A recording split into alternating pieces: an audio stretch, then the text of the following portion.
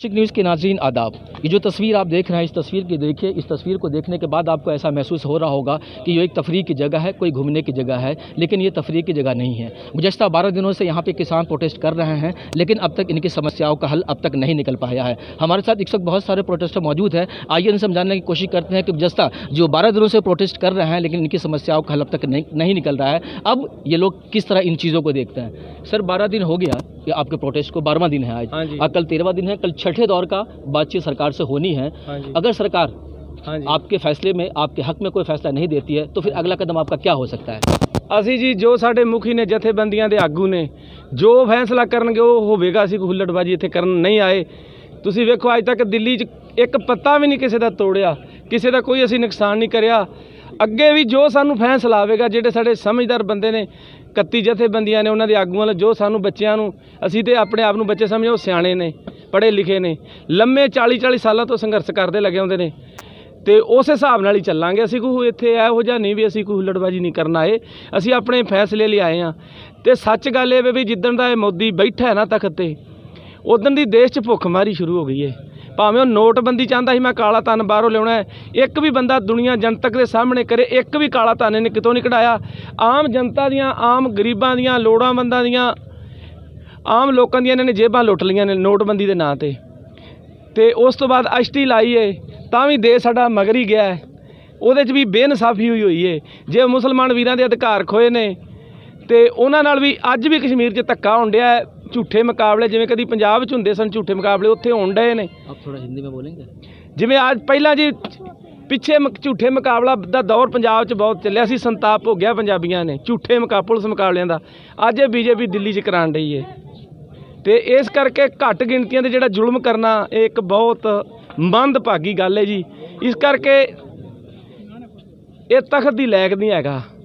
ਆਪਾਂ ਹੁਣ ਜਿਹੜੀ ਧਰਤੀ ਤੇ ਖਲੋਤੇ ਆ, ਗੁਰੂ ਤੇਗ ਬਹਾਦਰ ਮਹਾਰਾਜ ਦੇ ਨਾਂ ਦਾ ਅਜੂਬਾ ਲਾ ਲਓ, ਇਹ ਪਾਰਕ ਬਣੀ ਹੈ, जिन्हें इसे दिल्ली च तिलक ते जंजू लई, हिंदुओं का तिलक जंजू बचाने के लिए, बहु बेटी बचाने के लिए गुरु तेग बहादुर ने अपना शीश का बलिदान दिया था, इसे दिल्ली में दिया है। तो गुरु गोबिंद सिंह ने 14 जंग लड़ के ये मुगल राज की जड़ पुट्टी सी। अरंगे नाल 14 जंग लड़े सन। ਜਿਹੜੇ ਅੱਜ ਤਖਤ ਤੇ ਬੈਠੇ ਨੇ, ਇਹਨੂੰ ਤਖਤ ਲੈ ਕੇ ਦੇਣ ਵਾਲਾ ਗੁਰੂ ਗੋਬਿੰਦ ਸਿੰਘ ਮਹਾਰਾਜ, 10ਵੇਂ ਪਾਤਸ਼ਾਹ ਨੇ ਦਿੱਲੀ ਦਾ ਤਖਤ ਹਾਸਲ ਕਰਕੇ ਦਿੱਤਾ ਇਹਨਾਂ ਨੂੰ। ਬਾਬੇ ਬੰਦੇ ਬਹਾਦਰ ਨੇ ਸਾਨੂੰ ਜ਼ਮੀਨਾਂ ਦਿੱਤੀਆਂ ਨੇ। ਸਾਡਾ ਸਿੱਖਾਂ ਦਾ ਪਹਿਲਾ ਬਾਦਸ਼ਾਹ ਹੈ ਬਾਬਾ ਬੰਦਾ ਸਿੰਘ ਬਹਾਦਰ, ਜਿਹਨੇ ਸਾਨੂੰ ਜ਼ਮੀਨਾਂ ਦਿੱਤੀਆਂ ਨੇ। ਅੱਜ ਇਹਨਾਂ ਪਹਿਲਾਂ ਕਰੋਨਾ ਲਾ ਕੇ ਵੇਖਿਆ ਹੈ। ਕਰੋਨੇ ਤੋਂ ਕਾਰਖਾਨੇ ਪ੍ਰਭਾਵਿਤ ਹੋ ਗਏ, ਮਜ਼ਦੂਰ ਪ੍ਰਭਾਵਿਤ ਹੋ ਗਏ, ਦੁਕਾਨਦਾਰ ਪ੍ਰਭਾਵਿਤ ਹੋ ਗਏ, ਆੜਤੀ ਸਾਰੇ ਕੰਮ ਡਾਉਣ ਗਏ। ਇੱਕ ਖੇਤੀ ਬਚੀ ਸੀ ਸਾਡੇ, ਪਹਿਲਾਂ ਕੋਈ ਦਾਣੇ ਹੋ ਗਏ ਕਰੋਨੇ 'ਚ, ਉਹਨਾਂ ਨੂੰ ਕੋਈ ਫਰਕ ਨਹੀਂ ਪਿਆ। ਅੱਜ ਇਹਨਾਂ ਨੇ ਖੇਤੀਆਂ ਦੇ ਉੱਤੇ ਜਿਹੜੇ 3 ਆਰਡੀਨੈਂਸ ਲਾਏ ਨੇ, ਕਾਲੇ ਕਾਨੂੰਨ ਲਾਏ ਨੇ, ਉਹਨੂੰ ਅਸੀਂ ਰੱਦ ਕਰਾਉਣ ਲਈ ਆਏ ਹਾਂ। ਸਾਡਾ ਕੋਈ ਇਹ ਨਹੀਂ ਵੀ ਅਸੀਂ ਕੋਈ ਵਿਹਲੇ ਨਹੀਂ ਗਏ। ਸਾਡੇ ਬਜ਼ੁਰਗ ਆਏ ਨੇ, ਬੱਚੇ ਆਏ ਨੇ, ਪੜ੍ਹਾਈਆਂ ਵਾਲੇ ਨੇ, ਘਰਾਂ 'ਚ ਕਾਰੋਬਾਰ ਛੱਡ के आए हैं। साडा कोई शौक नहीं। इससे पहले 5 बार बात हो चुकी है, लेकिन सरकार ना तो झुकी है और ना प्रोटेस्टर पीछे हटे हैं। और भी लोग हैं, आइए इनसे हम जानते हैं। सर, आप हिंदी में बताएंगे कि इससे पहले 5 बार बात हो चुकी, सरकार मानने के लिए राज़ी नहीं है, अगली बार 6ठी बार कल बात होनी है। ऐसे में आपको क्या लगता है कि सरकार आपकी मांगों को पूरा करेगी? मुझे लग रहा है अभी नहीं करेगी वो। तो जब नहीं करेगी तो फिर अगला कदम आप लोगों का क्या हो सकता है? अगला काम तो यही, हम यहीं बैठेंगे। हमारे पास 6 महीने का राशन है और हमारी मगर से बहुत बढ़िया सपोर्ट आ रही है हमारे पीछे पंजाब से। तो गांव से लड़के और आ रहे हैं, हमारे बुजुर्ग लोग और आ रहे हैं, गाड़ियाँ और रही हैं, पूरी सपोर्ट है हमारे को पीछे से। उन्हें हम लेके जाएंगे, 3 कानून जो रद्दी कराएंगे, हम वैसे नहीं जाएंगे। आपसे हैं दिल्ली से? कहाँ से? पंजाब से हैं, सभी लोग है पंजाबी है, पंजाब से है। ता हमारे को हिंदी बोलने से थोड़ा गेर जा लग जाता, तो ता ही थोड़ी प्रॉब्लम आती है। सभी लोग जितने भी प्रोटेस्टर हैं सब पंजाब से आए हुए हैं। हमारे साथ एक और बुजुर्ग हैं यहाँ पे, आइए इनसे जानने की कोशिश करते हैं कि आखिर प्रोटेस्ट का ये जो प्रोटेस्ट कर रहे हैं, इनके प्रोटेस्ट का उद्देश्य आखिर क्या है, जबकि सरकार अपनी बात पे अड़ी है। सर, किस तरह देखते हैं आप? सरकार मानने के लिए राज़ी नहीं है, आप लोग प्रोटेस्ट पे अड़े हुए हैं, जुटे हुए हैं कि हम प्रोटेस्ट से नहीं हटेंगे, हम प्रोटेस्ट करते रहेंगे जब तक सरकार नहीं मानती है। अगर सरकार नहीं मानती है, ऐसे में आप क्या करेंगे? अगला कदम क्या होगा आपका? सर जी, मैं पिंड शतराने तो, जिला मेरा पटियाला है, मैं यहाँ से बोल रहा हूँ। और ये नहीं मानेगा तो हमारा इस नाल ऐसे धरना नहीं लगाएंगे, इतने बैठे रहेंगे, इस कारण इसी यहाँ से लगाई रखेंगे। जब तक सरकार नहीं मानेगी अब धरना पे बैठे रहेंगे, यहाँ ही बैठे रहेंगे। 5-6 महीने लग गए, चाहे साल भी लग जाए यहीं बैठे रहेंगे। अच्छा, इस प्रोटेस्ट का उद्देश्य क्या है? चूंकि आज 12वां दिन है और आज के लिए अनाउंसमेंट किया गया था, आप लोगों ने अनाउंसमेंट किया था भाई कि आज पूरा भारत बंद होगा, लेकिन इसका मिला जुला असर दिखा। शायद कहीं ना कहीं ऐसा लगता है कि लोग समझ नहीं पा रहे हैं कि इस प्रोटेस्ट का क्या उद्देश्य है। तो थोड़ा बताना चाहेंगे आपके कि इस प्रोटेस्ट का क्या उद्देश्य है, ताकि लोग इसको समझ सके और लोगों का समर्थन ज़्यादा से ज़्यादा आपको मिल सके। जी सारिया स्टेटां मिले, साढ़े हरियाणा, पंजाब और राजस्थान जितने पूरा सहयोग दिता गढ़ के। जो बिहार में इन्हों का मड़ा दबाव है वो थोड़ा बड़ा कम हो गया। यहाँ से सारिया स्टेटां ने बहुत रल मिल के पूरे जोश के नाल साडे नाल सहयोग दिता है। कोई भी इहो जी स्टेट नहीं जिन्हें साडे नाल सहयोग नहीं दिता, सब ने वध तो वध सहयोग दिता सानू जी। तो क्या है, मतलब ये माना जाए कि मतलब सिर्फ पंजाब के ही लोग मतलब इस प्रोटेस्ट में शामिल हैं, या और दीगर दूसरे स्टेट से भी लोग आए हैं यहाँ? जिन्नियां स्टेटां हैगियां सब साडे नाल ने, जिन्नी भी स्टेट साडी हरियाणा, पंजाब, बिहार सब ने एक नाल। हरियाणा है, पंजाब है, हिमाचल है, जो आंध्रा तक भी लोग जिहड़े साडा इस समर्थ विच पूरा सहयोग दे रहे हैं जी। असीं कल्ले सारी भारत का इकट्ठा संघर्षण है जी, साडे कल्ले हरियाणा पंजाब का नहीं, सारे हिंदुस्तान का ही है जी। क्या नाम है आपका? My name is Pawanjeet Singh. अच्छा, आप स्टूडेंट हैं, पढ़ते हैं या फिर क्या करते हैं, आप बिजनेस करते हैं? मैं स्टूडेंट ही, लॉ करता हूँ मुक्तसर। अच्छा, आप लॉ करते हैं, तो यहाँ प्रोटेस्ट करने के लिए आप आए हैं। क्या उद्देश्य है प्रोटेस्ट करने का आपके? मैं तो जी अपने फ्यूचर लिए आया इत्थे, क्योंकि मैं सारी जिंदगी लॉ नहीं करूँगा जी, मैं खेतीबाड़ी भी करूँगा जी, इसलिए मैं इत्थे आया जी भी कल नूं साडी किसानी मर ना जाए किते जी।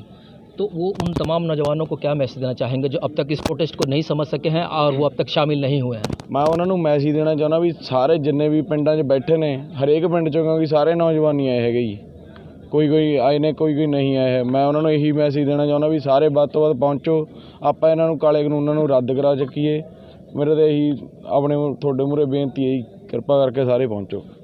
मेरा नाम है सुखदेव सिंह सुखा। कहाँ से आए हैं सर? पिंड कंसाला, जिला मोहाली। अच्छा, पंजाब से। पंजाब से आए हैं सर। कब से आए हैं और आपके आने का उद्देश्य क्या है, जबकि सरकार कह रही है कि भाई किसान को कोई नुकसान नहीं होने वाला है, फिर भी इस प्रोटेस्ट का मतलब क्या रीज़न हो सकता है? देखो जी, 26 तरीक तो ਇੱਥੇ ਤੱਕ ਆਏ ਹੋਏ ਹਾਂ ਅਸੀਂ, ਜਿੰਨੇ ਵੀ ਸਾਨੂੰ ਬੈਰੀਕੇਡ ਰੋਕਣ ਦੇ, ਦਿੱਲੀ ਪਹੁੰਚਣ ਤੋਂ ਰੋਕਣ ਲਈ ਲਾਏ ਗਏ ਹਰਿਆਣੇ ਵਿੱਚ ਜਾਂ ਦਿੱਲੀ 'ਚ ਆ ਕੇ, ਅਸੀਂ ਸਾਰੇ ਹੀ ਤੋੜ ਕੇ ਤਹਿਸ-ਨਹਿਸ ਕਰਦੇ ਆਏ ਹਾਂ। ਅਸੀਂ ਸਾਰੇ ਜਿੰਨੇ ਵੀ ਯੋਧੇ ਸਨ ਪੰਜਾਬ ਦੇ ਜਾਂ ਹਰਿਆਣੇ ਦੇ, ਉਹਨਾਂ ਨੌਜਵਾਨਾਂ ਨੇ, ਯੋਧਿਆਂ ਨੇ ਸਰਕਾਰ ਨੂੰ ਬਿਲਕੁਲ ਦਿਖਾਤਿਆ, ਉਹਨਾਂ ਤਖਤਾ ਹਿਲਾ ਕੇ ਰੱਖ ਦਿੱਤਾ ਕਿ ਜਦੋਂ ਇਹਨਾਂ ਯੋਧਿਆਂ ਨਾਲ ਸੈਲਾਬ ਆਉਂਦਾ ਏ ਤੇ ਦਿੱਲੀ ਦਾ ਕੋਈ ਵੀ ਤਾਕਤ ਇਹਨਾਂ ਯੋਧਿਆਂ ਨੂੰ ਰੋਕ ਨਹੀਂ ਸਕਦਾ ਹੈਗਾ।